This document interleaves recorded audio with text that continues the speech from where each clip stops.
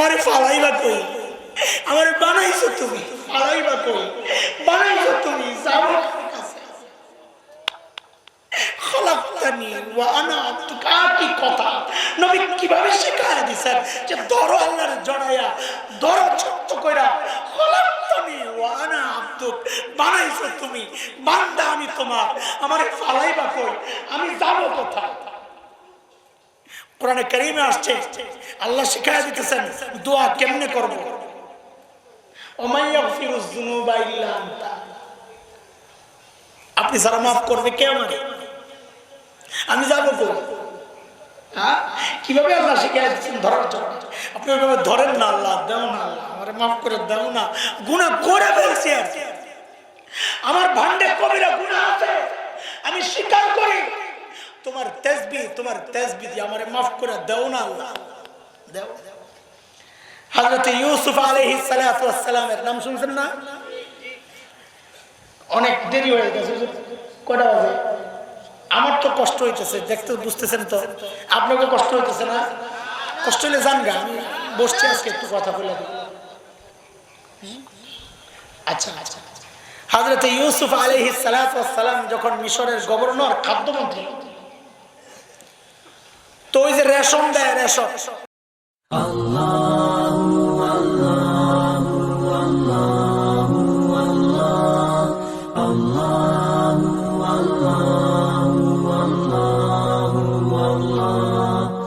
আসসালামু আলাইকুম ওয়া রাহমাতুল্লাহি ওয়া বারাকাতুহু।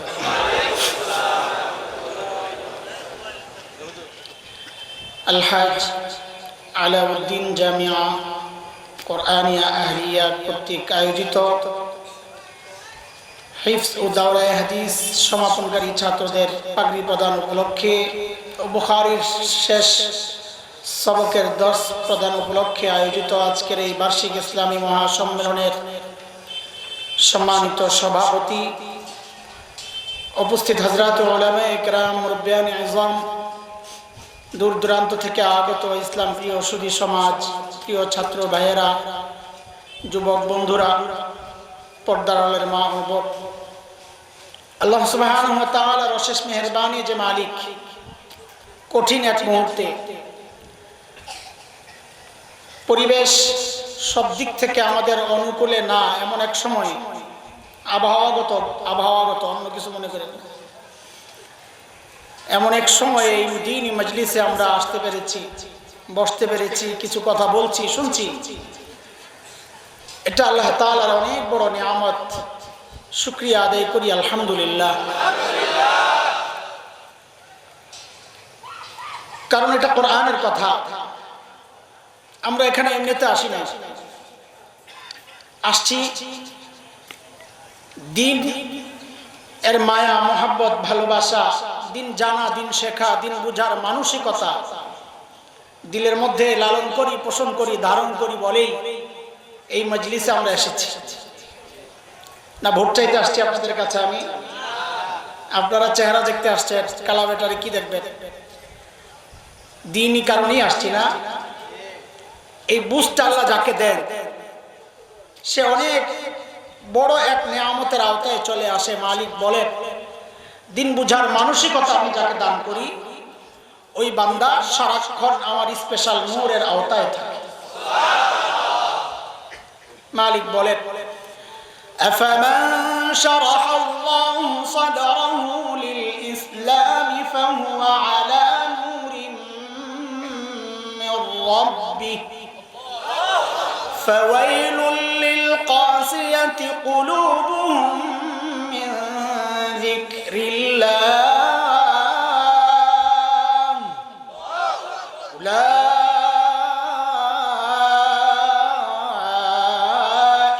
ফি দালালিন মুবিন।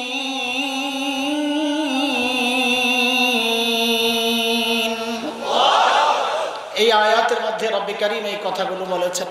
মুহতারাম হাজরিন, আজকের এই মজলিসটা অন্য আর 10টা মাহফিলের মতো না, এটা একটা খাস মজলিস। বুখারীর শেষ সবক হযরত পড়িয়েছেন, আপনারা শুনেছেন, বড় বরকতের এক মুহূর্ত এটা। বুখারী এক দামি কিতাব, সমস্ত উলামায়ে কেরামের মত হচ্ছে এটা, যে আসমানের নিচে যত কিতাব আছে কোরআনের পরে সবচাইতে সম্মানিত কিতাবের নাম হচ্ছে বুখারী। একজন বড় বুজুর্গ শাফিঈ মাযহাবের একজন বড় আলিম আবু যায়েদ মারুজি রাহিমাহুল্লাহ, তিনি মাতাফের মধ্যে তাওয়াফ করে, বাইতুল্লাহর চারপাশে তাওয়াফ করে যে জায়গাটা, এটাকে বলে মাতাফ। মাতাফের মধ্যে হাজরে আসওয়াদ আর মাকাম ইব্রাহিম খুব কাছাকাছি জায়গা, ওই ফাঁকার মধ্যে তিনি ঘুমাইতেছিলেন। এখন তো আর ঘুমের সময় হবে না, এখন তো খুব ভিড় থাকে, ওখানে যাইতেও দেয় না। তো ওই সময় তো খালি থাকতো এক সময়, তো উনি ওই জায়গায় ঘুমাইতেছিলেন, বুজুর্গরা ওখানে ঘুমাইতেন, বরকতের জায়গা। শেষ আমি পাইছি 1994-তে ওই সাফা মারোয়া পাহাড়, এখন তো ওই জায়গায় আর যাওয়া যায় না, গ্লাস দিয়ে ঢেকে দিছে। আমার মনে আছে তখন ছোট ছিলাম, ওই পাহাড়ে উঠে ঘুমাইছিল, যাই শুয়ে ঘুমাই পড়ছে। এখন তো ওখানে যেতে দেয় না, তো এক সময় খালি ছিল, থাকতো। তো শেখ আবু যায়েদ মারুজি রহমতুল্লাহ আলাইহি ওই মুবারক জায়গায় ঘুমাচ্ছিলেন। স্বপ্নে দেখেন নবী আলাইহিস সালাম বলতেছেন, ইলা মাতা তাদরুসু কিতাব আশ-শাফিঈ ওয়া মা তাদরুসু কিতাবি, এই তুমি কতদিন ইমাম শাফিঈর কিতাব মানুষকে পড়াবা, আমার কিতাব কি পড়াবা না? তো আবু যায়েদ মারুজি জিজ্ঞেস করেন, ওয়া মা কিতাবুকা ইয়া রাসূলুল্লাহ, আপনার কিতাব আবার কোনটা? আল্লাহর হাবিব সাল্লাল্লাহু আলাইহি ওয়াসাল্লাম জবাব দেন, আমার কিতাব হচ্ছে জামিউ মুহাম্মদ ইবনে ইসমাঈল বুখারী, ইমাম বুখারীর যে কিতাব বুখারী, এটাই হচ্ছে আমার। এমন দামি এক কিতাবের দর্স, শেষ দর্স, যারা পড়েছেন, আলেম হয়েছেন, আপনারাও সাক্ষী হয়েছেন। কে জানে কোন উসিলা আল্লাহ কাকে মাফ করে দেয়। এই নিয়ামতের শুকরিয়া আদায় করেন, আলহামদুলিল্লাহ। তো আমিও এখন অন্য আলোচনা অপ্রাসঙ্গিক মনে হয়, ওই বুখারীর সাথে সংশ্লিষ্ট ওই আয়াত, ওই হাদিস, ওইটাই পড়েছি আমি। ইমামে বুখারী যে হাদিসটা শেষ এনেছেন হযরত, যেটা তাকরীর করতেছিলেন, পড়াইতেছিলেন, ওই হাদিসটাই আমি পড়েছি। ওই হাদিসের আগে যে আয়াতের টুকরাটা ছিল সূরা আম্বিয়ার, ওই আয়াতটা পুরাটা আমি পড়েছি। অন্যদিকে আর না যেতে চাচ্ছি না, হযরতের সম্মানে হযরত যে কথাগুলো বলতেছেন ওগুলোকে একটু চালাই, আয়াতটা একটু শুনে মনোযোগ দিয়া, কথা লম্বা হবে না, কারণ এই 6 মাস পর এই প্রথম কোনো মজমায় বসছি মানুষের সামনে। ওই যে বলছে না লাইভ দিবেন না, এটার অনেক কারণ আছে, এই ব্যাখ্যা দেওয়া যাবে না, শুধু এটা আমল করেন আল্লাহর রাস্তে, বিপদে ফেলায়েন না আমাদের। 6 মাস পর বসছি, একটা মেশিন 6 মাস ব্যবহার না হইলে জং করে যায়, তা আমগো কিছু জং টং করছে, মাথায়ও গলায়ও সব জায়গায়, কথা বেশি হবে না। নগদ যেটা পাইছি ওটারে চালায় নিয়ে একটু ধাক্কায় ধাক্কায়, বয়ান যেটারে নগদ পাইছি আইসা। আয়াত যেটা বলছি, আল্লাহ সুবহানাহু ওয়া তাআলা বলেন, ওয়া নাদাউল মাওয়াজিনাল কিসত লিয়াউমিল কিয়ামাতি ফালা তুযলামু নাফসুন শাইআ ওয়া ইন কানা মিসকালা হাববাতিন মিন খারদালিন আতাইনা বিহা ওয়া কাফা বিনা হাসিবিন।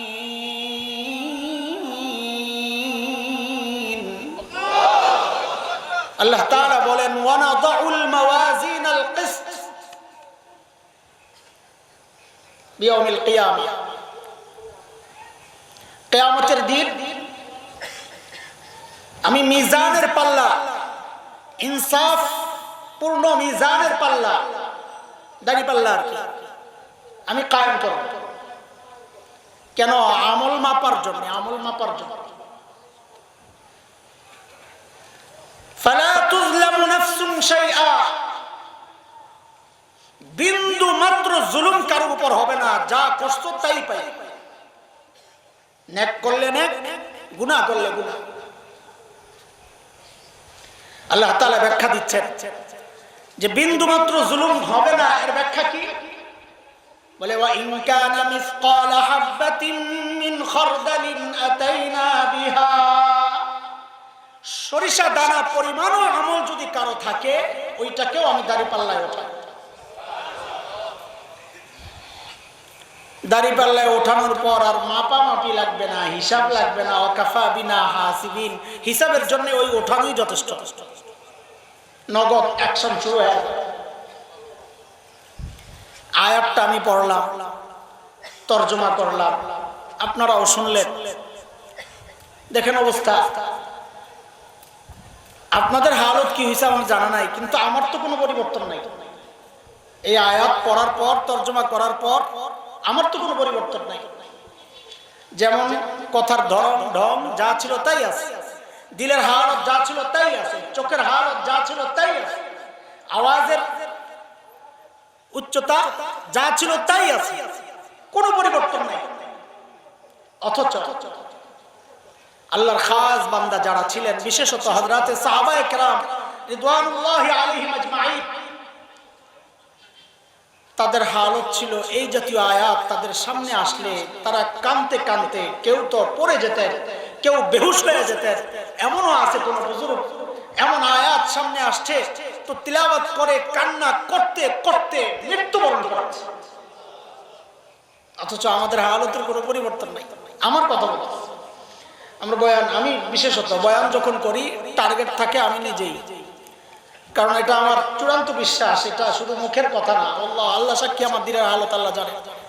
বয়ান যখন করি তখন ভাবি এই মানুষগুলো নিশ্চয়ই আমার চেয়ে ভালো। এখানে বসছি মানে এটা না আমি আপনার চেয়ে ভালো, আমি আপনার চেয়ে বেশি জানি।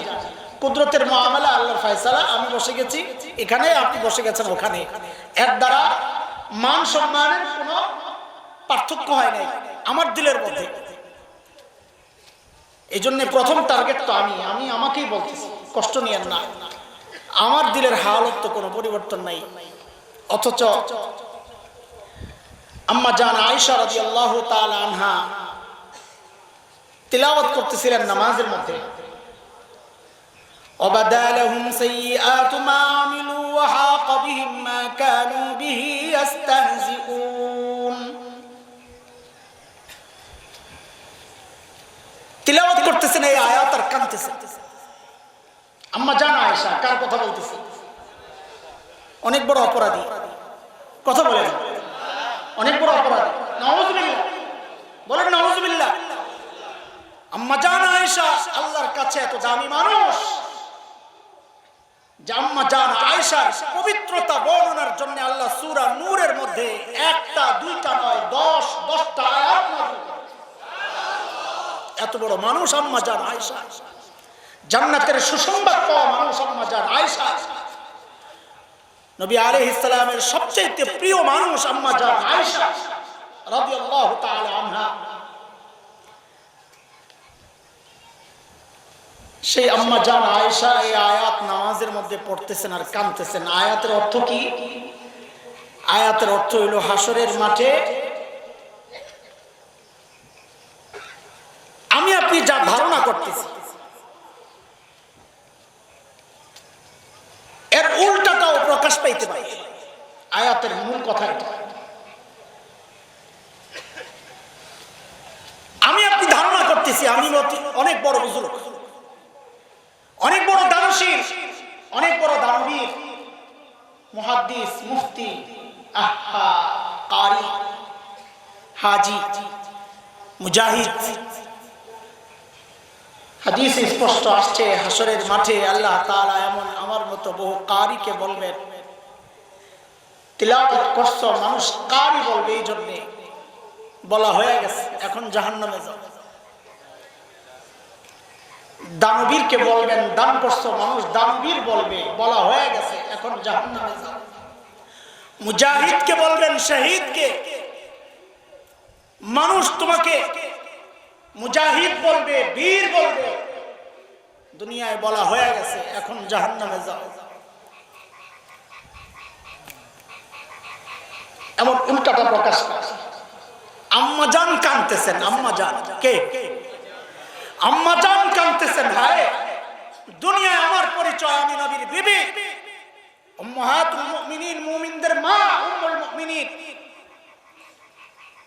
না জানি হাসরের মাঠে ওঠার সময় দেখি আল্লাহর সামনে আমার ভিন্ন পরিচয়, আল্লাহ ভিন্ন পরিচয়ে ডাকতেছে।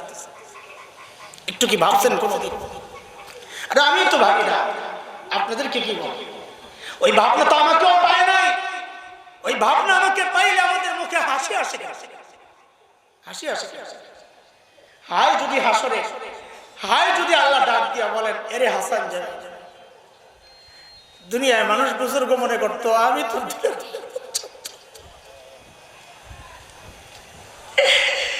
দুনিয়ার মানুষ আলেম মনে করতো, আমি তোর দিলের আলেম জানতাম। হায় মালিকের সামনে, ও হাজি, দুনিয়ার মানুষ হাজি বলে, খুশি হয়ে যাও। আয় না জানি ডাক আছে, ও পাজি কি অবস্থা।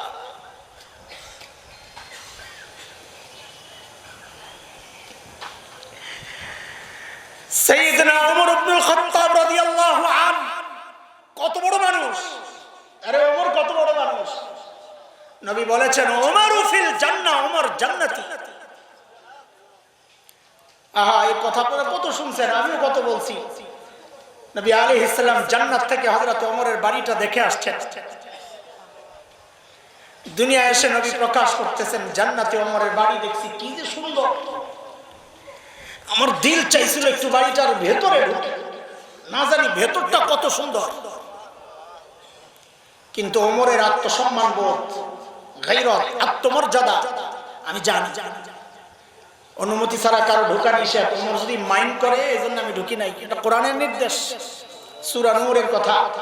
ইয়া আইয়ুহাল্লাযীনা আমানু লা তাদখুলু বুয়ুতান গায়রা বুয়ুতিকুম হাত্তা তাস্তানিসু ওয়া তুসাল্লিমু আলা আহলিহা। ও মুমিন, কারো ঘরে ঢুকো না সালাম ছাড়া, অনুমতি ছাড়া। আল্লাহর হাবিব বলতেছেন, আমি এই জন্য ওমরের ঘরে ঢুকি নাই।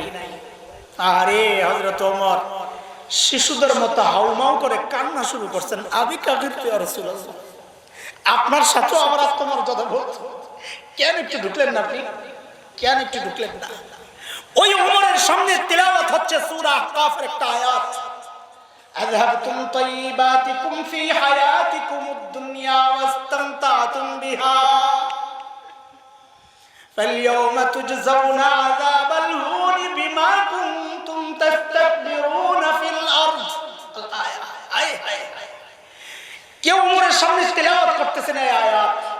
আয়াতের মর্ম কথা হচ্ছে, দুনিয়ায় যা করছো, দুনিয়ায় তা ভোগ করে ফেলছো। তুমি যা করছো ভোগ করে ফেলছো, এই আয়াতের মর্ম কথা। এই আয়াত হযরত ওমরের সামনে তেলাওয়াত হচ্ছে, আর হযরত ওমর করে কাঁদতেছে, করে কাঁদতেছে। সাথীরা বলে, হযরত এই আয়াত তো আমাদের ব্যাপারে না, এই আয়াত তো আল্লাহ নাযিল করেছেন কাফিরদের ব্যাপারে, আপনি কেন কান্না করেন? আপনি কেন কান্না করেন? হযরত ওমর জবাব দেন, আরে কি বিশ্বাস, যদি না কাফিরদের তালিকায় আমার নামও চলে আসলো। ও ভাই, তুমি আমি কোন ভরসায় বসে আছি বলো তো? এত বড় মানুষ, ওমরের এত চিন্তা, এত টেনশন, আমি আপনি কি এমন আমল করছি যে আমলের ভরসায় নিশ্চিন্তে বসে আছি?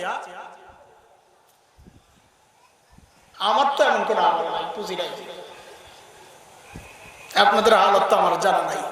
আমার তো এমন কোনো পুঁজি নাই যে পুঁজি নিয়ে মালিকের সামনে দাঁড়াইতে পারি, নাই নাই।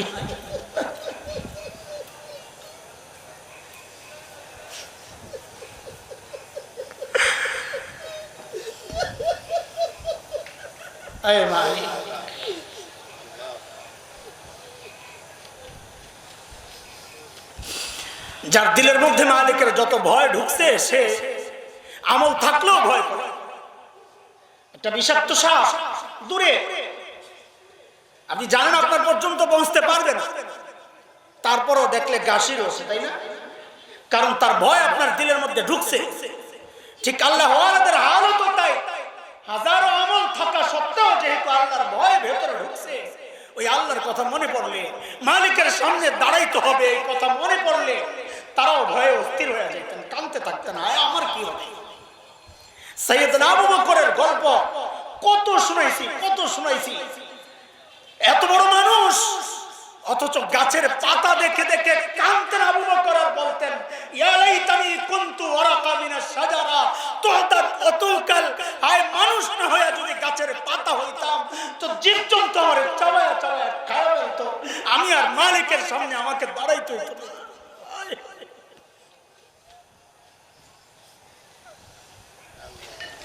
অথচ এই আয়াতগুলো আমাদের সামনে দিয়ে আসে যায়, কারো কোনো পরিবর্তন নাই, টেনশন নাই, চিন্তা নাই। বিষয়টা এত সহজ না যতটা সহজ ভাবতেছি, এত সহজ না। জান্নাত এত সহজ না যেমনটা ভাবতেছি। আয় আল্লাহ, আল্লাহ হেফাজত করে। আখিরাতের ভয় দিলের মধ্যে আল্লাহ ঢুকায়া দেয়, মালিকের সামনে দাঁড়ানোর ভয় আল্লাহ ঢুকায়া দেয়। এই ভয় যার ঢুকবে এটা অনেক বড় নিয়ামত। এই ভয় যার দিলের মধ্যে ঢুকবে তার জন্য মালিকের ফয়সালা জান্নাত। কথা কার? ওয়া আম্মা মান খাফা মাকামা রাব্বিহি ওয়া নাহান নাফসা আনিল হাওয়া ফাইন্নাল জান্নাতা হিয়াল মাওয়া। মালিকের সামনে দাঁড়ানোর ভয়ে যে গুনাহ ছেড়ে দেয়, আল্লাহ বলেন তার একমাত্র ঠিকানা জান্নাত। সুবহানাল্লাহ। এই আয়াতটা এর একটা টুকরা ইমাম বুখারী রাহমাতুল্লাহি আলাইহি তার শেষ হাদিসের আগে দিয়ে আনছেন যে আমলের হিসাব হবে, ওজন হবে, ওজন গণা হবে না। কি হবে? কি হবে বলে? আমাদের আমলের কি হবে? গণা হবে না। কি হবে? হ্যাঁ, কাজে সংখ্যায় কত বেশি করছেন হিসাব ওইটা না, হিসাব হইলো আপনার আমলটা কত ওজনদার, ওইটা হইলো হিসাব। আল্লাহর কাছে সংখ্যার কোনো দাম নাই। কোরআনে সূরা মুলকের দ্বিতীয় আয়াতে আসছে এটা, তাবারাকাল্লাযী বিয়াদিহিল মুলক ওয়া হুয়া আলা কুল্লি শাইইন কাদির আল্লাযী খালাকাল মাউতা ওয়াল হায়াতা লিয়াবলুয়াকুম আইয়ুকুম আহসানু আমালা। কার আমল কত সুন্দর আল্লাহ ওইটা দেখতে চান। আল্লাহ বলেন নাই আইয়ুকুম আকসারু আমালা, কার আমল কত বেশি আমি ওইটা দেখতে চাই, এটা আল্লাহ বলেন নাই। এজন্য আমলের ওজন হবে। কি হবে? কার আমল কত ভাগ। আবু বকরের মর্যাদা এত বেশি, কি আমল বেশি করে? কি মনে হয় আপনাদের? হ্যাঁ, আমি তো মাঝে মাঝে বলি, এটা অনেকে অবাক হয়ে যায় হঠাৎ শুনলে। আমি বলি আবু বকর আমার চেয়ে বেশি একটা আমল করছেন বলে মনে হয় না। আল্লাহ আকবার কয়েন না, আগে আগে শুনলো আমার চেয়ে আমল বেশি আবু বকর করছেন বলে মনে হয় না, কারণ ইসলামের সবগুলা বিধান সামনে আনেন। নামাজ, ফরজ নামাজ আবু বকর আমার চেয়ে বেশি পড়েন নাই, এটা নিশ্চিত। বুঝছেন নি কথা? ফরজ নামাজ আমার চেয়ে বেশি হযরতে সাইয়্যিদনা আবু বকর বলেন না, আরে ভয় পাবেন না, পড়েন নাই। কেন? কেন আবু বকর নামাজ রে ফরজ পাইছেন কয় বছর? আমি তো পাইছি 30 বছর। আবু বকর নামাজকে 12 বছরের মতন, 8 বছরের মতন ফরজ পাইছে, না একটু বেশি, 12 বছরের চেয়ে একটু বেশি। তো 12 বছরে 5 ওয়াক্তের বেশি তো আর পড়ে না। ওই সময় 15-20 ওয়াক্ত ছিল প্রতিদিন। কয় ওয়াক্ত? 5 ওয়াক্ত। তো 12 বছরে 5 ওয়াক্ত করে পড়ছে, আমি তো 30 বছর 5 ওয়াক্ত করে পড়তেছি, তো কে বেশি পড়ছে বলে? আরে বলেন না। ফরজ রোজা আবু বকর আমার চেয়ে বেশি রাখেন নাই। কেন? রোজা ফরজই হয়েছে তো বহুত পরে। আবু বকর ফরজ পাইছেন কয় বছর? আমি তো রোজা ফরজ পাইছি 30 বছরের উপরে। তা আমি কয়টা রাখছি, আবু বকর কয়টা রাখছে? আমার এক ভাগ রাখছে আবু বকর, ফরজ রোজা। হজ আবু বকর আমার চেয়ে হজ বেশি করেন নাই, উমরাও আমার চেয়ে বেশি করেন নাই, কোরআনের তিলাওয়াত আবু বকর আমার চেয়ে বেশি করেন নাই। কেন ভাইবেন না, আমি কথাগুলো এমনি বলতেছি, কারণ আবু বকরের পুরা ইসলামের জীবন হচ্ছে 23 বছর সামথিং, পুরা ইসলামের জীবন 23 বছর সামথিং। আমি কোরআন শরীফ তেলাওয়াত করি 40 বছর ধরে। বলে 40 বছর করলি কি, আপনি কি আর সবসময় পড়ছেন? মিয়া হেফখানায় পড়ার সময় যে একটা পড়া দিছি, ওটা এক পড়ায় 50 বছরের পড়া পড়ছি, ঠিক কিনা? তারাবি পড়াই 33 বছর। কত বছর? আমি যখন 13 বছর, 33 না 32 বছর বয়স, যখন 13, এখন তো 45 চলে। তারাবি পড়াইতে দাঁড়াইছি, দাঁড়িয়ে ওঠে নাই, কিন্তু বালি বসে দাঁড়িয়ে ওঠে নাই। তো মুসল্লি সব পাগল, তখন তো গলা ছিল টনটন না, এখন তো ফাটাবাস, তখন তার ফাটাবাসা ছিল। তিলাওয়াত করতাম, মানুষ কানতো, আব্বা কানতেন পিছন থেকে, মানুষ পাগল ছিল। কিন্তু দুই একটা থাকে না আবু জাহেল, সমাজে দুই একটা তো থাকে। তো দুই একটা প্রতিবাদ করছে যে এই ছোট্ট বান্দার পেছনে নামাজ পড়তেছে। তো যাই হোক, মুসল্লিদের প্রবল প্রতিবাদের মুখে আর সামনে আগায় ওই যে আল্লাহ দাঁড় করাই দিছে সেই 33 বছর আগে, 32 বছর আগে, এখন পর্যন্ত চলতেছে, খালি 6 মাস নামাজ পড়াই নেই। আল্লাহ তাআলার ফয়সালা, পরীক্ষা। তারাবি পড়াইতে গিয়া যে তিলাওয়াত আমরা করছি, এটা হাফেজ যারা যায়, সাইয়েদনা আবু বকর এইভাবে তারাবি পড়ান নাই, ওই সময় সিস্টেমই ছিল না এইভাবে। এটা তো তার চালু হয়েছে হযরত ওমর রাদিয়াল্লাহু তাআলার সময় 20 রাকাত চালু হয়েছে। তাহলে আমি তারাবিতে কত তিলাওয়াত করছি, তারাবির তিলাওয়াত ঠিক করার জন্য কত তিলাওয়াত করছি, হেফজ পড়ার জন্য কত তিলাওয়াত করছি। আমি তো আবার ডাবল হাফেজ, বুঝেন? ডাবল এমএ করে না মানুষ, আমি বললাম ডাবল হাফেজ। ডাবল হাফেজ তো বুঝবেন না আপনারা। আমি এক মাদ্রাসায় পড়তাম, ঢিলে ডালা মাদ্রাসা ছিল, পড়ছি খুব 17 পারা পড়ছি হেফজ। তো পড়া অশুদ্ধ। রমজানে আব্বা খতম পড়তেন, আমার আব্বা খুব বুজুর্গ মানুষ ছিলেন, তো খতম পড়তেন যে শেষ রমজান, খতম আটকায় গেছে, মানে অনেক বাকি আছে। তো আসরের পর আব্বা বলতেছে তুমি পড়ো, আমি ধরি, অন্তত ধৈর্য ধরে অন্তত শেষ হোক, খতম। আব্বা মনে করছে আমি হাফেজ সাহেব, শেষ দিকে এগুলো পড়ছি, 17 পারা পড়ছি, শুরু দিয়া 13 পারা, 12 পারা, শেষ দিয়া 5 পারা, 13 পারার সবক চলতেছিল। তা আমি পড়তেছি, আমি কি পড়বো, আমার তো পড়া না পড়া বরাবর, খান্দা না খান্দা বরাবর, পারি না কিচ্ছু। তো আব্বা কোরআন শরীফ ধরে রাখছে রেহালের মধ্যে, আমিও পড়তেছি, বুঝুন তো, চোখে যায় কোরআন শরীফের দিকে তাকায় তাকায় পড়তেছি। বুড়া বেটা হঠাৎ দেখছে যে আমি চায়া চায়া পড়তেছি। বৃষ্টির দিন আসিল রে ভাই, রাগী মানুষ, বাবা খুব রাগী মানুষ ছিলেন। ছাতা একটা ছিল, লম্বা ছাতা, ওই সময় মসজিদের জানালার মধ্যে ছাতা একটা ঝুলানো ছিল। আমি যে মসজিদে খতিব সাহেব, ওই জায়গায় পিঠা খাইছি, ওই ছাতা লয়ে আছে বাড়ি শুরু আমার, সুবহানাল্লাহ। এই রমজান ইফতারের আগে মসজিদের মুরব্বী ছিলেন, এই যে আপনাদের এলাকার এমপি ছিলেন অ্যাডভোকেট রহমত আলী সাহেব, ওনার শ্বশুর। আব্বা এক পাশে এতেকাফে, উনি আরেক পাশে এতেকাফে। তালুকদার সাহেব, ইদ্রিস তালুকদার ওনার নাম। দৌড়ায় আসছেন, আপনারা জড়াইয়া ধরছেন, আমার খুব মায়া করতেন, জড়াইয়া ধরছেন, করেন কি আপনি এই পোলার এই জায়গায় ফালায় রাখছেন, এখানে তো এমনই হয়, একটা ভালো মাদ্রাসায় দেন। তো রমাজানের পরে আব্বা, তখনকার ঢাকার আরজাবাদ মাদ্রাসা হলো হেফজের জন্য শ্রেষ্ঠ, হাফেজ ফয়জুর রহমান সাহেব অনেক বড় হাফেজ ওস্তাদ, ওনার কাছে নিয়ে গেছে। হাফেজ তাজুল ইসলাম সাহেব আমার ওস্তাদ, ইন্তেকাল করছেন, আব্বা তার কাছে নিয়ে গেছে। তা আমারে বলে আব্বা, উস্তাদজি বলতেছে একটু তেলাওয়াত শোনার। তা আমি সূরা ওয়াকিয়া ধরছি, আমার মনে আছে। টান যখন মারছি, হুজুর তো হাসতেছে, হাসতে হাসতে বলতেছেন আব্বারে এত সুন্দর গলা, অথচ তিলাওয়াতের অবস্থা তো 12টা। তা আব্বা বলে ভাই আপনার কাছে আনছি, আপনি যা মনে চায় পড়ে। আমার ওস্তাদজি আমার সব বাদ দিয়ে আমার কায়দা দিয়ে দিছে, বুঝছেন নি কারবার? এটা হাফেজ না যারা, এরা বুঝবে না যে আমার কোন জায়গায় নামাইছে। ধরেন মেট্রিক পড়তেছি, আমারে ওয়ানে নামাই দিছে, এখন বুঝেন অবস্থা। ওই কায়দা আবার ঠিক করছি, আবার আমরা পড়ছি, আবার নাজারা পড়ছি, আবার পিছন থেকে মুখস্থ কইরা কইরা আইসা তারপর হাফেজ হইছি।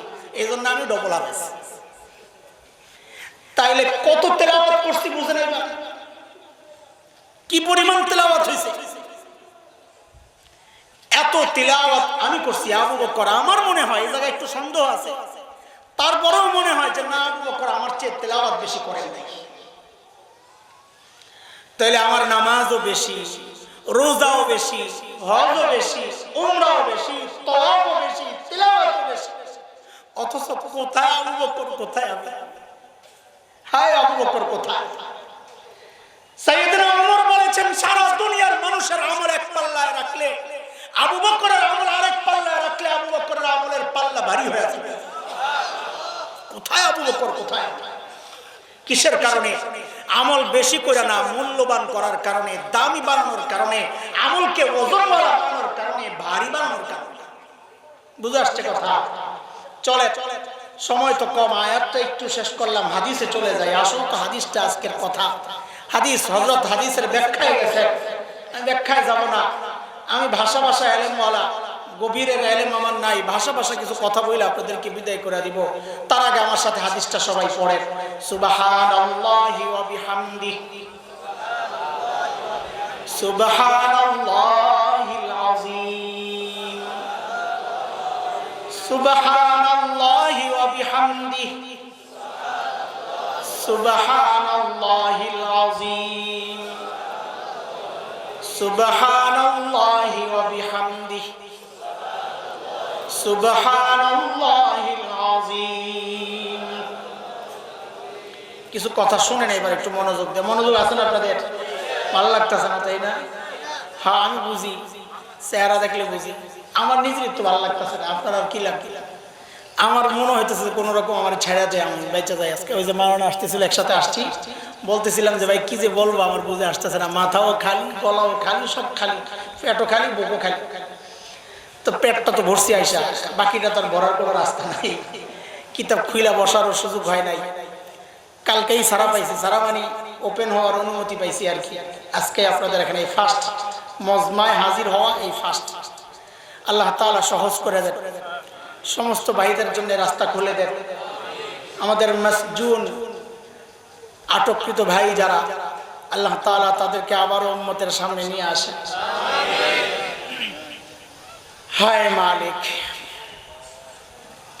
হযরত আবু হুরায়রা রাদিয়াল্লাহু তাআলা আনহুর বর্ণনা হাদিসটা বর্ণনার আগে, তাসবিহগুলো বলার আগে নবী তিনটা কথা বলেছেন।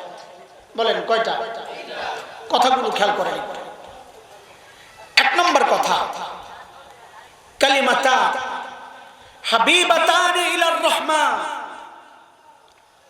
নবী বলেন দুইটা কালিমা, দুইটা কথা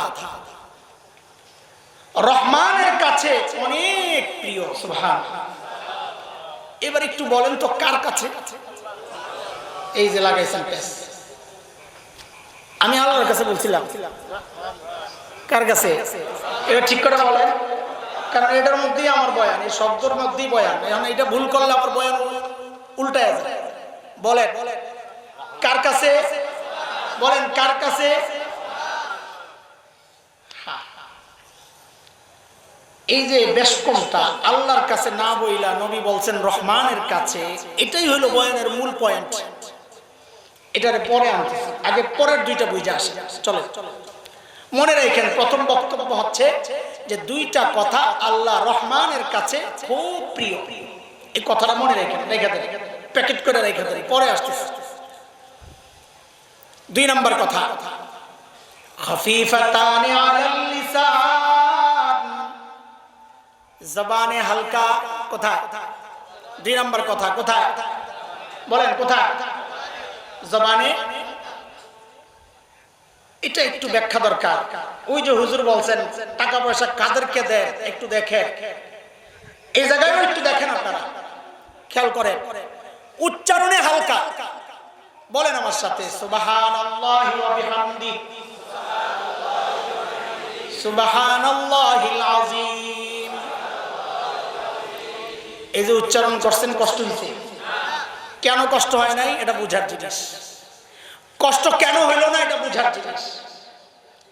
এই যে দুইটা কথা সুবহানাল্লাহি ওয়া বিহামদি সুবহানাল্লাহিল আযীম, এই দুইটা কথা আরবি উচ্চারণে সোজা কেন? কারণ হচ্ছে আরবি যে বর্ণমালাগুলো আছে আলিফ থেকে ইয়া, জানেন না? আলিফ বা তা সা পড়ছেন না? এটা পড়েই তো আপনারা বড় মুহাদ্দিস, তাই না? মাশাআল্লাহ, ভালো, আলহামদুলিল্লাহ। আরো বড় মুফতি হন, আমাদের সমস্যা নাই। এই যে অক্ষরগুলো, এই অক্ষরগুলোর শ্রেণীবিন্যাস আছে যেটা আপনারা বুঝবেন না, আমাদের মক্তবের বাচ্চারা বুঝবে। কথাগুলো কষ্ট লাগবে, আপনাদেরকে কষ্ট দেওয়ার জন্য বলা না, আল্লাহ সাক্ষী, আপনাদের উপলব্ধিকে জাগিয়ে তোলার জন্য কথাগুলো বলা। ভুল বুঝেন না আমাদেরকে। আরবি অক্ষরগুলোর শ্রেণীবিন্যাস আছে উচ্চারণের ক্ষেত্রে। কিছু অক্ষর আছে যেগুলোকে আমরা বলি হরফে সিদ্ধা। কারি সাবরা, হাফেজ সাবরা আছে না? আরে কথা কয় না।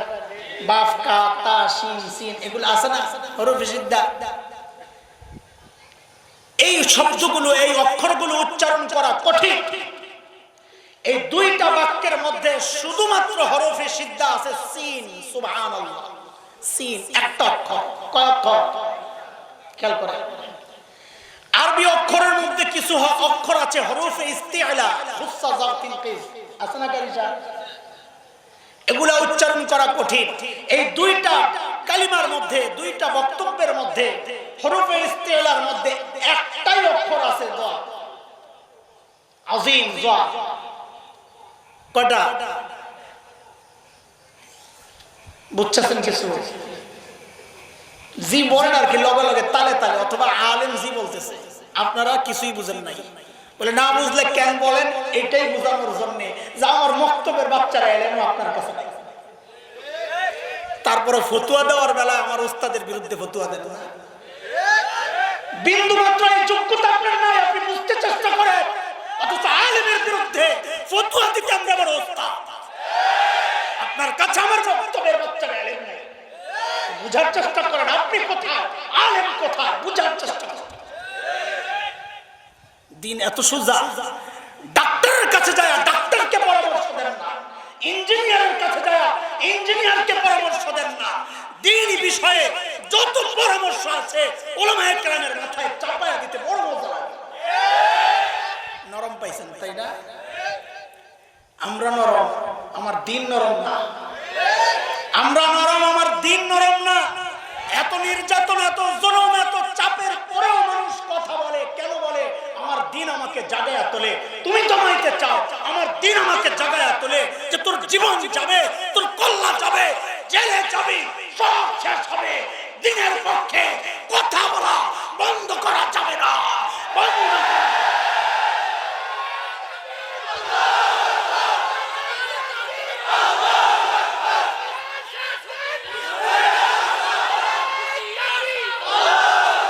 মুহতারাম হাজরিন, ভুল বুঝবেন না, ভুল বুঝবেন না, আমরা আপনাদের প্রতিপক্ষ না। বর্তমানে এক সংকট চলতেছে, হিন্দু মুসলমান চলতেছে না? আমাদেরকে আপন করে নেন, দেখবেন আসল গুমর বের হবে। আপনারাও উপলব্ধি করতে পারছেন। হিন্দুদের এক নেতা, তিনি বিভিন্ন চ্যানেলে সাক্ষাৎকার দিয়ে বললেন কুমিল্লার ঘটনা এটা আওয়ামী লীগের দুই গ্রুপের দ্বন্দ্বের ফল। বললেন না? খালি ঠিক বললেন না, আওয়ামী লীগের শত্রুতা করার আরো জায়গা আছে। সবসময় খালি শত্রুতার মনোভাব রাখেন না, এটাও একটা চক্রান্ত। আওয়ামী লীগের ঘাড়ে কথা চাপায়া দিয়া আন্তর্জাতিক ভাবে আওয়ামী লীগকে চাপ দেওয়ার এটা একটা চক্রান্ত। এসব বাহির থেকে ইঙ্গিত আসছে। এদেশের অসাম্প্রদায়িক চেতনায় লালন করা মুসলমান, হিন্দু মুসলিম ভাই ভাই হয়ে যুগ যুগ ধরে 7 বছর আমরা একসাথে ছিলাম, একসাথে থাকবো, আমাদের মধ্যে কোনো বাদাবাদি হয় নাই। আজকে কারা মন্দিরে কোরআন রাখে? কোন ধার্মিক হিন্দু এই কাজ করতে পারে না, মুসলমান করতে পারে না। হিন্দু মুসলিম দাঙ্গা লাগায়া এই দেশ তারা দখল করতে চায়, ওই সমস্ত শয়তানদের চক্রান্ত এটা, চক্রান্ত এটা।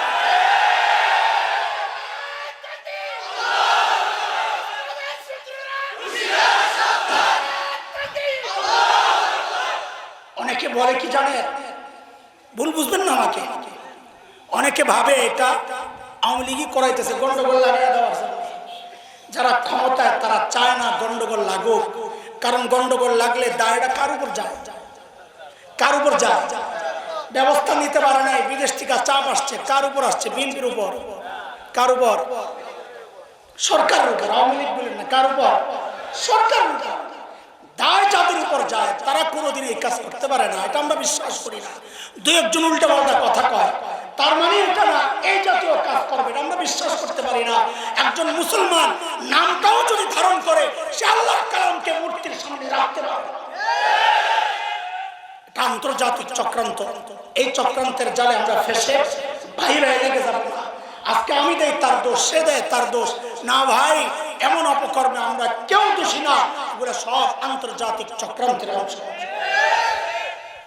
বলতেছিলাম একজন মক্তবের বাচ্চারা এলেন নাই আপনার কাছে, আপনি বুঝতে পারতেছেন আপনার জায়গাটা কোথায়, দ্বীনি বিষয় আপনি বুঝতে পারতেছেন। আমি মক্তবের বাচ্চার পড়াটা আপনাকে বুঝাইতে পারি। আসেন আর একটু উপরে যাই, যারা একটু শিক্ষিত, জানা এগুলো আমি জানি। আসেন, দুই বক্তব্য জবানে উচ্চারণ করা সোজা, এটার আরো কারণ আছে। আরবি বাক্যের মধ্যে কিছু আছে ফেলিয়া, কিছু আছে ইসমিয়া, আছে না? ফেলিয়া ইসমিয়ার মধ্যে ইসমিয়া সোজা, ফেলিয়া কঠিন। এই দুই বাক্যের মধ্যে দুটোটা ইসমিয়া, একটাও ফেলিয়া নাই।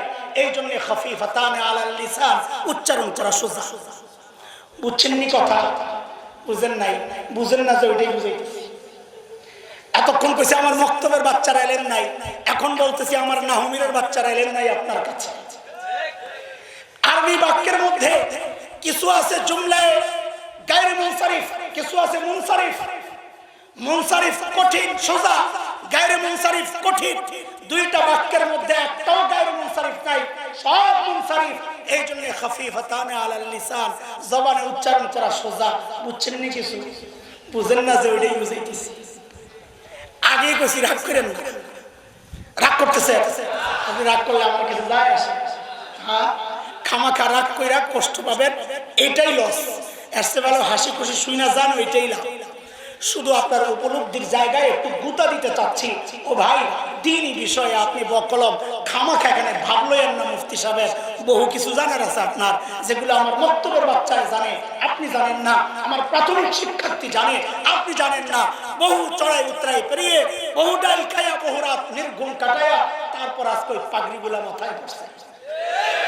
হ্যাঁ হ্যাঁ, আপনিও সহযোগী, আপনিও সহযোগী। কেমন সহযোগী? আমি ওই মাওনার কথা থেকে আসতেছি কথাটা। আজকে ওই যে বলছি নগদে যেটা পাইছি ওটার উপর দিয়ে খালি দৌড়াবো। আপনিও সহযোগী। কেমন সহযোগী? হাকিমুল উম্মত মুজাদ্দিদ মিল্লাত হযরত মাওলানা আশরাফ আলী থানভী রাহমাতুল্লাহি আলাইহি একটা উদাহরণ শুনেন তো বুঝবেন আপনিও সহযোগী। বলে দুই ফকির রাস্তা দিয়ে হাইটা,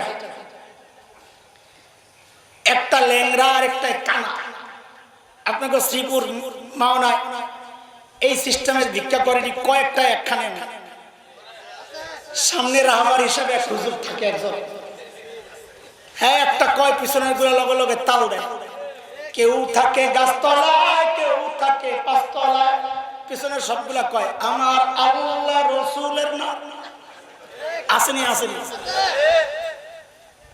তো এক ল্যাংড়া আর এক কানা রাস্তা দিয়ে আল্লাহ রসুলের নাম কয়ে কয়ে ভিক্ষা করতে করতে হাঁটতেছে। ল্যাংড়ায় সামনে, কানায় পিছনে। তো দেখে রাস্তার পাশে এক কাঁঠাল গাছ। আপনারা তো কাঁঠালের এলাকার মানুষ, আপনারা ভালো বুঝবেন। কাঁঠাল পাইকা ফাইটা কি গ্রাম যে বাইরে, দারুণ একটা গ্রাম বাইরে না কাঁঠাল পাকা।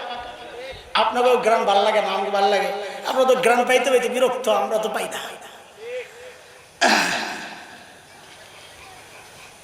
তো ল্যাংড়ায় কাঁঠাল দেখছে, দেখে আফসোস করতেছে, আহ কয়ে উঠছে। ল্যাংড়ার আহের লগে কানায় কয় কিরে ঘটনা কি, এত দুঃখ কিসের?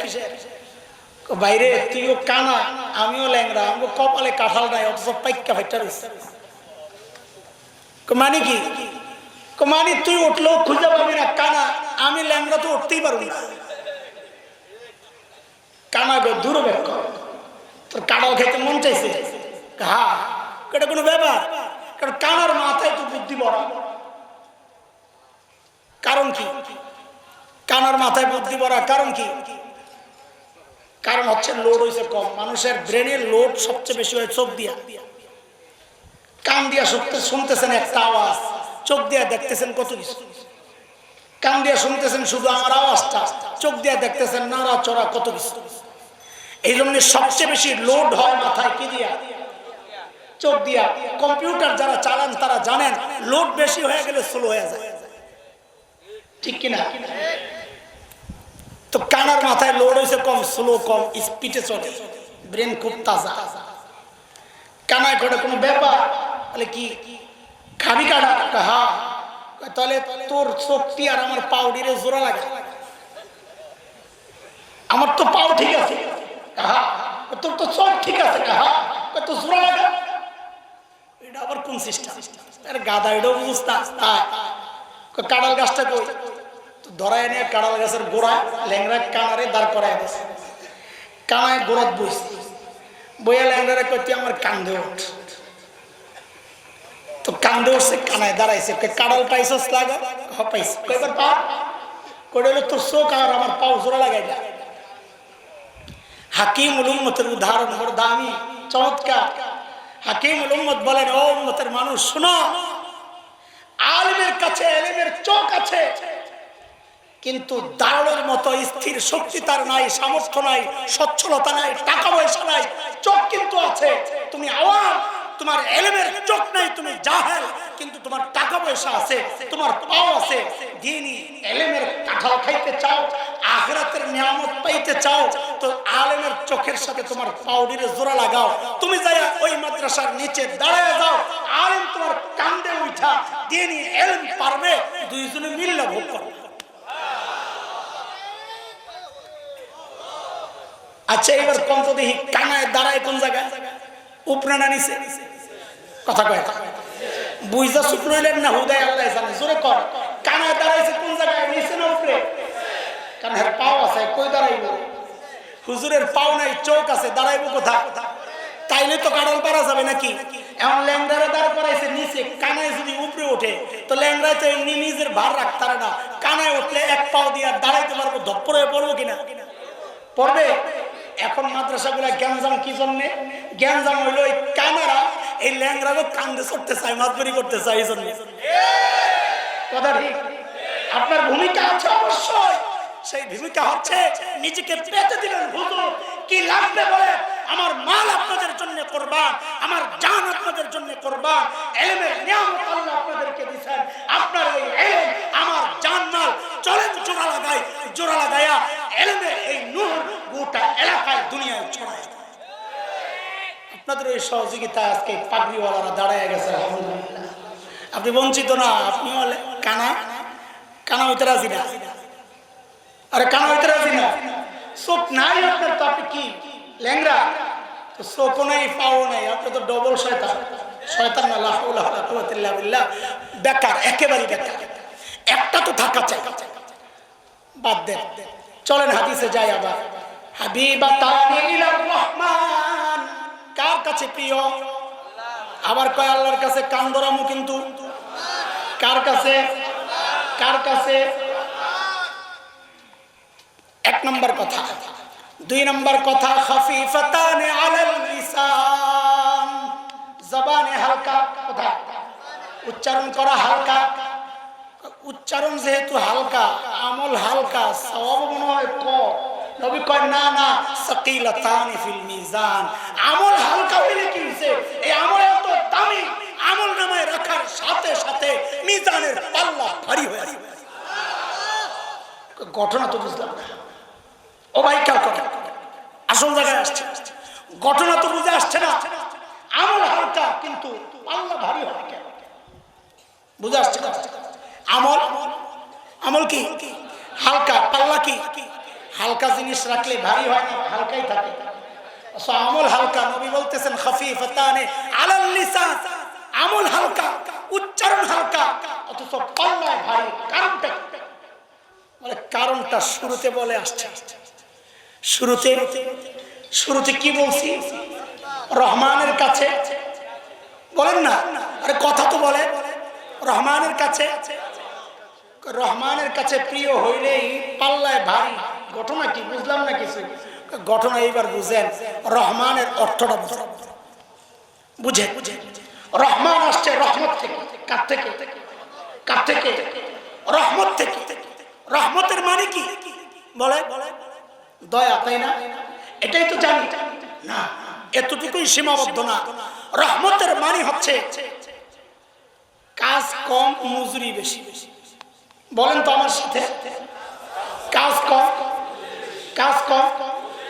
তাহলে রহমান কাকে বলে? যিনি আমল কম, দেন বেশি। আমল কম, ওই যে দুই কালিমা, আমলে হালকা, কিন্তু যেহেতু রহমানের কাছে প্রিয়, রহমানের সিরাত সিফাত হচ্ছে, রহমানের গুণ হচ্ছে, রহমানের অর্থ হচ্ছে আমল কম হইলেও তিনি বাড়ায় দেন। আরেকটা উদাহরণ দিলে বুঝবেন। সূরা ফুরকানের মধ্যে আসছে, এটা আমার মুখ দিয়ে আরো শুনতে পারে, আজকের প্রসঙ্গে আবার একটু শোনায়। সূরা ফুরকানের মধ্যে আসছে, আল্লাহ তাআলা বলেন, আমার একটা গুণ হচ্ছে আমি গফফার। কি? আরেকটা গুণ হচ্ছে আমি রহমান। গফফারের কাজ হচ্ছে তুমি গুনাহ করছো, আমার কাছে মাফ চাও, আমি মাফ করে দেব। কিন্তু কোরআনের বহু জায়গায় গফফারের গুণের সাথে সাথে রহমানের কথাও আসছে। কেন? আল্লাহ তাআলা আমাদেরকে পুরস্কার, সুসংবাদ জানাচ্ছেন, এরে বান্দা, আমার গফফার গুণ দিয়ে আমি তোর গুনাহ তো মাফ করব, কিন্তু আমার রহমান গুণ দিয়া আমি যেহেতু বোনাস দেই, তোর গুনাহটিরে সরাইয়া ঠিক ওই কয়টা নেকি আমি তোর আমলনামায় ঢুকায়া দেব। ইল্লা মান তাবা ওয়া আমানা ওয়া আমিলা আমালান সালিহা ফাউলাইক ইউবাদদিলুল্লাহু সাইয়্যাতিহিম হাসানাত ওয়া কানা আল্লাহু গফুরুর রহিমা। আল্লাহ বলেন, যে বান্দা তওবা করবে, নেক আমল করবে, আমি তার সমস্ত গুনাহ মিটায়া দিব। শুধু তাই না, এটা তো গফফারের কাজ, আমি তো রহমান, আমি তো বোনাস দেই। ফাউলাইক ইউবাদদিলুল্লাহু সাইয়্যাতিহিম হাসানাত, বলে যেই কয়টা গুনাহ ছিল আমি রহমান গুণ দিয়া গুনাহগুলা সরাইয়া বোনাস হিসাবে অতগুলা আমল দিয়া আমলনামাটাকে ভরে দেব।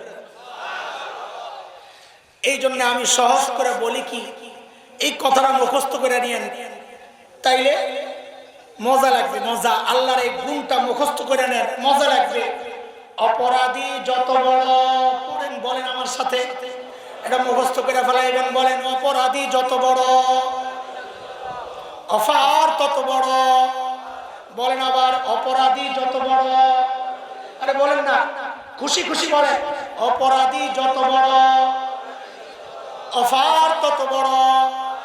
আবার বলেন, অপরাধী যত বড়, গফফার তত বড়।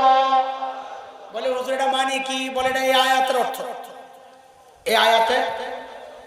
এই আয়াতের অর্থ সূরা ফুরকানের এই আয়াতের অর্থ। বলে মানি বুঝেন। আমার পাশে মাওলানা বসা, ধৈর্য নেন, কথার কথা, জীবনে গুনাহ করছে 100, কথার কথা নাও থাকতে বুঝানোর জন্য বলতেছে।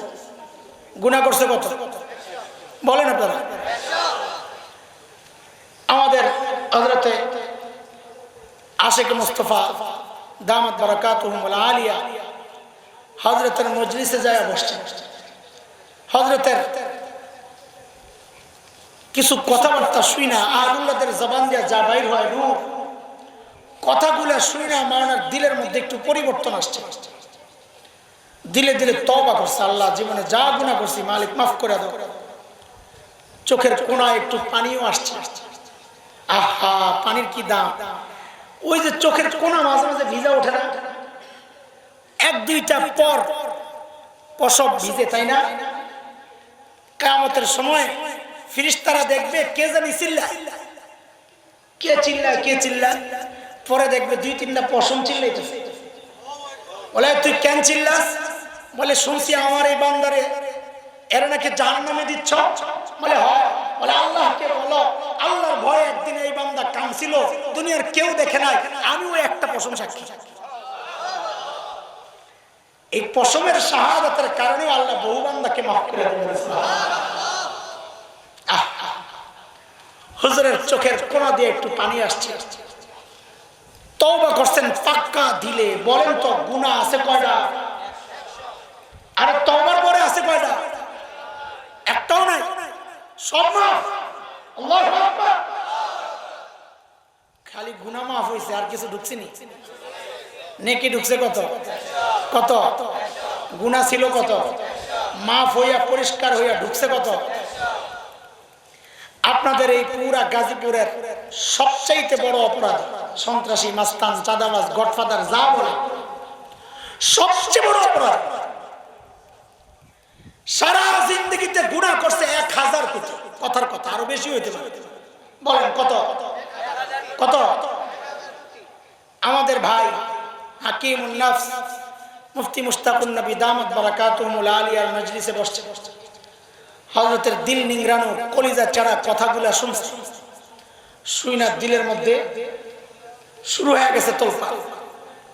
মজলিসের মধ্যে কান্না শুরু করছে, তওবা করছে, আল্লাহ আমি বড় অপরাধী, আমারে মাফ করে দাও। আল্লাহ আমি গুনাহ করছি, চোখ দিয়ে ঝরঝর করে পানি পড়তেছে। বলেন তার আমলনামায় গুনাহ আছে কত?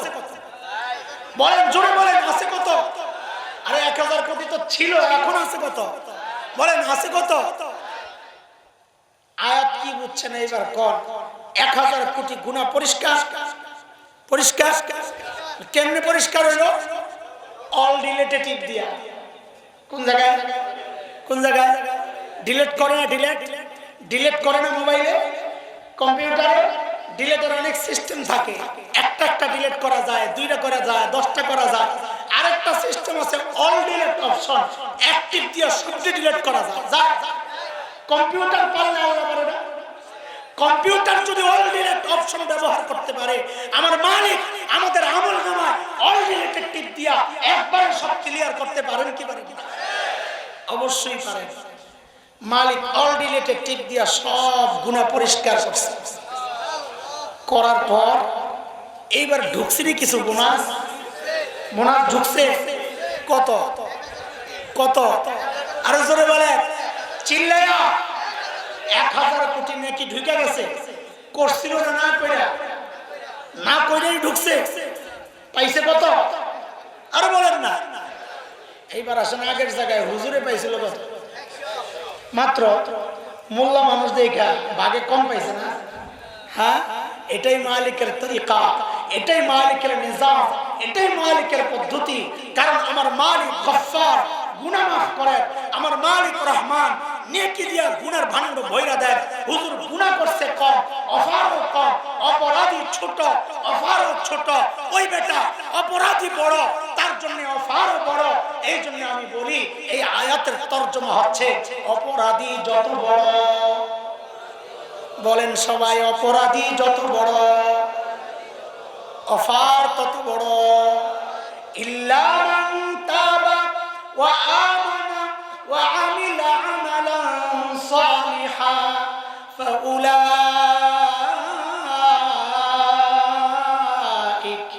ইউবাদদিলুল্লাহু সাইয়্যাতিহিম হাসানাত ওয়া কানা আল্লাহু গফুরুর রহিমা।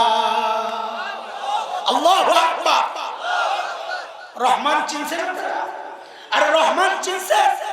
নবী বলেন কালিমাতান হাবিবাতান ইলার রহমান, রহমানের কাছে অনেক প্রিয়।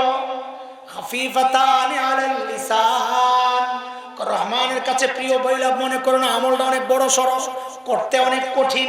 কয় না, খাফিফাতান আলাল লিসান, উচ্চারণ করা সোজা, উচ্চারণ করা সোজা দেখা ভাইব না সওয়াব কম। সাকিলাতান ফিল মিজান, মিজানের পাল্লায় অনেক ভারী হয়ে যাবে। সুবহানাল্লাহ। কালিমা দুইটা কি পড়েন? সুবহানাল্লাহি ওয়া বিহামদিহি সুবহানাল্লাহিল আযীম। পড়েন না সুবহানাল্লাহি ওয়া বিহামদিহি সুবহানাল্লাহিল আযীম। লম্বা হয়ে গেছে, আর একটু ছোট করে বলুন। অর্ধেক করেন, অর্ধেক অর্ধেক করেন। পড়েন সুবহানাল্লাহি ওয়া বিহামদিহি সুবহানাল্লাহি ওয়া বিহামদিহি। প্রতিদিন 100 বার পড়া যাবে ইনশাআল্লাহ। কে কে পড়বো ইনশাআল্লাহ? প্রতিদিন 100 বার। আরেকটু বাড়াইলে হুজুর আপনাকে হাত তোলা লাগবে না, এখন ঘুমাইছে তো লাড়াছাড়া দিতেছে। না না, আরেকটু বাড়াইলে পারবে? ফজরের পরে 100, মাগরিবের পরে 100 চলবে ইনশাআল্লাহ। পড়তে কতক্ষণ লাগবে? 1 ঘন্টা, আধা ঘন্টা, 10 মিনিট, 5 মিনিটও লাগে না। সুবহানাল্লাহি ওয়া বিহামদিহি সুবহানাল্লাহ কেরাতে সুরে টাইনে টাইনে বললো 5 মিনিট লাগবে না, কিন্তু কাম তো কম। নবী আলাইহিস সালাম বলেছেন, কেউ যখন 100 বার এই তাসবিহ পড়ে, কোনটা? সুবহানাল্লাহি ওয়া বিহামদিহি। কোনটা? সুবহানাল্লাহি ওয়া বিহামদিহি। নবী বলেন আল্লাহ তাআলা তার পেছনের সমস্ত গুনাহ মাফ করে। হ্যাঁ, মুহাদ্দিসিনরা ব্যাখ্যায় বলেছেন সমস্ত গুনাহ মানে হচ্ছে সগীরা গুনাহ, কবিরা গুনার জন্য তওবা। কিন্তু আমাদের আল্লাহর কাছে চাইতে তো সমস্যা নাই। আমার বাবা মার সামর্থ্য আছে 10 টাকা, আমি সন্তান হিসাবে যদি 15 টাকা চাই, না দেওয়া লাগবে? চায় না সন্তান? আরে অধিকার থাকে না? আমার মার মায়া বেশি না আমার রবের মায়া বেশি? কার মায়া বেশি? তো রবের কাছে অধিকার নিয়ে জোর দিয়ে কিছু বলার মতো হিম্মত আছে কি না? আর আছে তো। যদি থাকে তো একটা কৌশল শোনেন, কৌশল শোনেন। বলে 100 বার পড়লে তো সমস্ত গুনাহ মাফ। কোন গুনাহ? কোন গুনাহ? সগীরা, ছোট গুনাহ। আমি যদি 200 বার পড়ি তো 100 বারের সব সগীরা গুনাহ মাফ হইছে না? ভাণ্ড খালি না? সগীরা গুনার ভাণ্ড খালি না? আর 100 বার যদি পড়ি, পড়ে যদি আল্লাহর সাথে একটু কথাবার্তা চালাই, আল্লাহ 100 বার পড়লে তো সগীরা গুনাহ সব মাফ হয়, তোমার নবী কইছে। আল্লাহ আমি বিশ্বাস করছি, আমি এটাও বিশ্বাস করি তুমি চাইলে কবিরাও মাফ করতে পারো। আল্লাহ তুমি তো জানো আমি 100 বার পড়ে সগীরা গুনাহগুলো পরিষ্কার করছি, আমার ভান্ডে এখন কোনো সগীরা গুনাহ নাই। এখন এই 100 বার দিয়ে তুমি আমার কবিরা ডিরে মাফ করে দাও না। চাওয়া যাবে না? কারণ মাফ তো হবে, আরে ওয়াশ তো হবে। তো ওয়াশ করবেন কি? সগীরা তো নাই, সগীরা তো নাই, তা আপনি মাফ করবেন কি? মাফ করার মতো গুনাহ তো আমার আমলনামায় নাই। বলে না আছে, বলে না না আমি বিশ্বাস করি না আছে, কারণ আপনার নবী বলেছেন সব সগীরা গুনাহ। আমি বিশ্বাস করি, ক্লিয়ার, পরিষ্কার। এখন আপনি কি করবেন করেন, আমারে কবিরাটিও মাফ করে দেন। আমি জানি সেই যোগ্যতা সেই ক্ষমতা আপনার আছে, আপনি করে দেন না, কি আসে যায়, দেন মাফ করে। ধরা যাবে না জোর করে? আরে পারবেন না ইনশাআল্লাহ? ধরবেন জোর করে, কই যাইবেন? আরে আল্লাহও শিখাইয়া দিয়েছে দোয়া নি করো, ইস্তিগফার, সাইয়্যিদুল ইস্তিগফার জানেন তো? সাইয়্যিদুল ইস্তিগফার, ইস্তিগফারের লিডার যে ইস্তিগফার কি? আল্লাহুম্মা আনতা রাব্বি, পড়েন লা ইলাহা ইল্লা আনতা। এরপরের কথাটা দেখেন, ঠিক এটাই যেন শিখাইছে আল্লাহ তাআলা, ঢংটা। খলাকতানি ওয়া আনা আবদুক। আহা, আল্লাহ আমারে বানাইছে কি? আপনি বানাইছেন। মা বাপরে ধরে না পোলা ভাই, আমি কি উইরাইছি? আমার জন্ম দাও নাই? এটা একটা জোর নেই। আরে জোর, মা বাপরে আমি কি উইরাইছি? আমার কি পালক আনছো? তুমি আমারে পালক আনছো, পোলা ভাই ঝাড়ি লাও না মা বাপের লগে। আয় হায়, কথাটা তো এমনই। আমি কি উইরাইছি? আমার কি আরেকজন বানাইছে? খলাকতানি, আমারে বানাইছো তুমি। ফালাইবা কই? ওয়ানা আব্দু, আমারে ফালাইবা কই? আমারে বানাইছো তুমি, ফালাইবা কই? বানাইছো তুমি, যাবো কাছে। খলাকতানি ওয়া আনা আবদুকা, কি কথা নবী কিভাবে শেখায় দিয়েছেন যে ধরো আল্লাহর জড়াইয়া, ধরো ছোট্ট কইরা। খলাকতানি ওয়া আনা আবদুক, বানাইছো তুমি, বান্দা আমি তোমার, আমারে ফালাইবা কই? আমি যাবো কোথায়? কোরআনে কারীমে আসছে আল্লাহ শিখায়া দিতেছেন দোয়া কেমনে করব। ওমাইয়াগফিরুয যুনুবা ইল্লা আনতা, আপনি যারা মাফ করবে কে? আমারে। আমি যাবো কই? হ্যাঁ, কিভাবে আল্লাহ শিখায়া দিচ্ছেন ধরার জন্য। আপনি ওইভাবে ধরেন না, আল্লাহ দেও না, আল্লাহ আমারে মাফ করে দাও না, গুনাহ করে ফেলছি আর আমার ভান্ডে কবিরা গুনাহ আছে, আমি স্বীকার করি।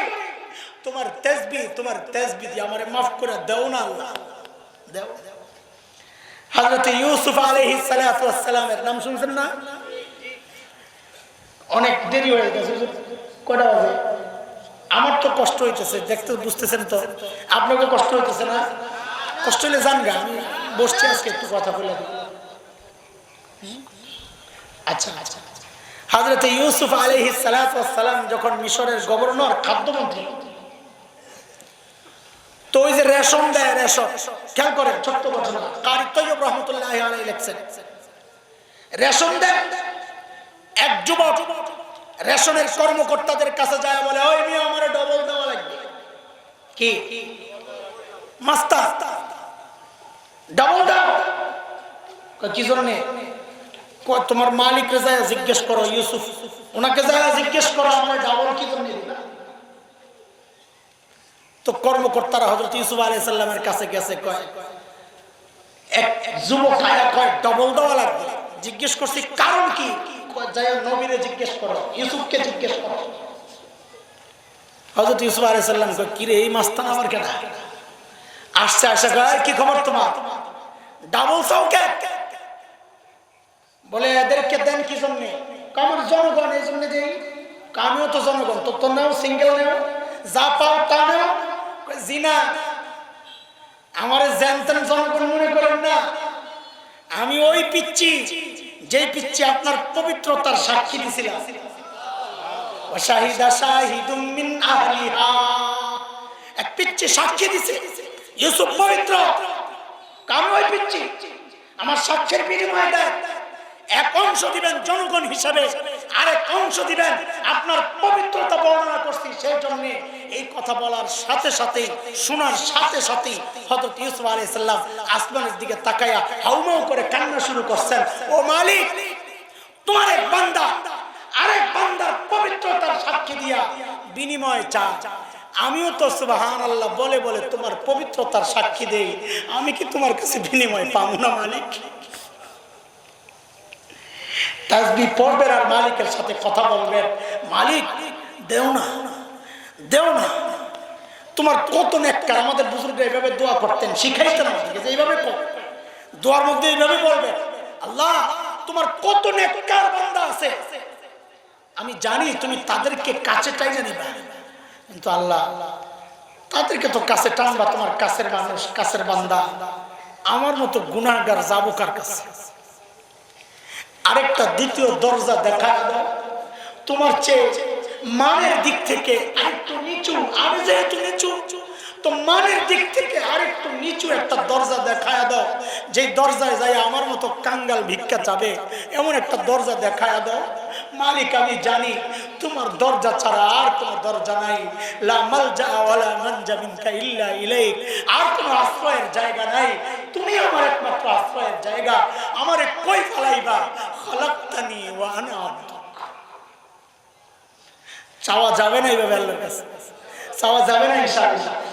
তাইলে প্রথম হইল পুরাটা পড়ব, সুবহানাল্লাহি ওয়া বিহামদিহি পড়েন, সুবহানাল্লাহিল আযীম।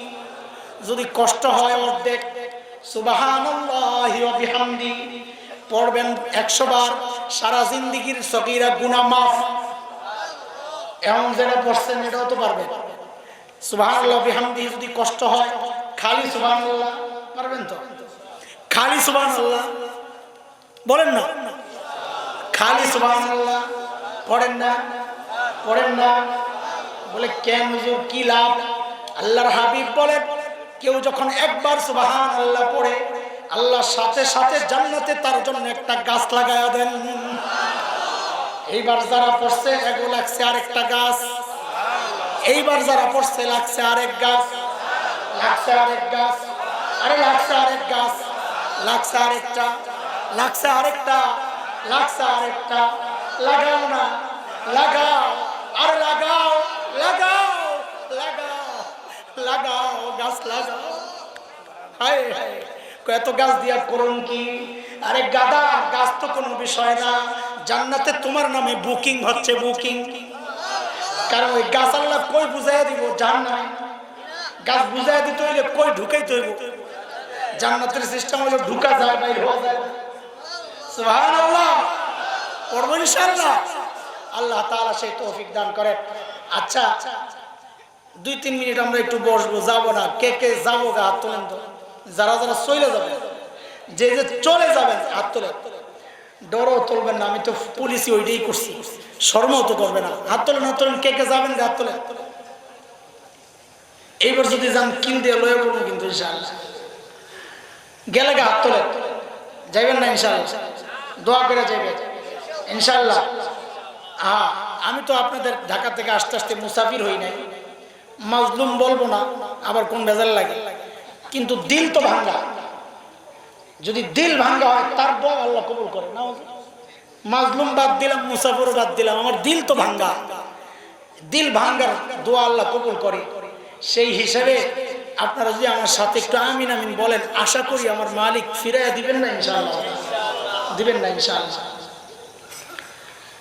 হায় মালিক, ওই যে একটু আগে ল্যাংড়ার কানের কথা কইছিলাম, মনে আছে কিচ্ছা? কিচ্ছা একটা হইছে না? একটা কিচ্ছা তো পাইছেন না? কিচ্ছা শুনতে কত মজা লাগেছে মানুষ। হ্যাঁ, বক্তা একটা মাশাআল্লাহ টাইনা টাইনা দিয়ে কিচ্ছাটা বয়ানটা পুরাটা সারতে পারে। বক্তা একটা মাশাআল্লাহ গলা এক কান, সুবহানাল্লাহ। আচ্ছা, কোন তো দেখি এই জায়গায় কানা হইতে রাজি কে কে ইনশাআল্লাহ? কানা তো বলছিলাম কে? কানা মানে আপনার চোখ উড়াইলো না। কানা মানে ল্যাংরা গো নিচে দাঁড়াইতে রাজি কে কে আছে ইনশাআল্লাহ? সবাই, সবাই ল্যাংরা হয়ে কানা হয়ে গেলে ল্যাংরা হইব বেটা। হুজুরও হাত তোলে, আপনি ল্যাংরা বেটা দাঁড়াইলে তুমি মইরা যাবেন। সবাই এই ল্যাংরার নিচে দাঁড়াইতে রাজি ইনশাআল্লাহ। আরে বলেন না ইনশাআল্লাহ। এই মাদ্রাসাওয়ালাদের পিছনে, আগে পিছে সামনে আবু বকরের মতো নবীকে যেভাবে পাহারা দিচ্ছেন, ওনাদেরকে ওইভাবে চারদিক থেকে পাহারা দিতে রাজি ইনশাআল্লাহ, ইনশাআল্লাহ।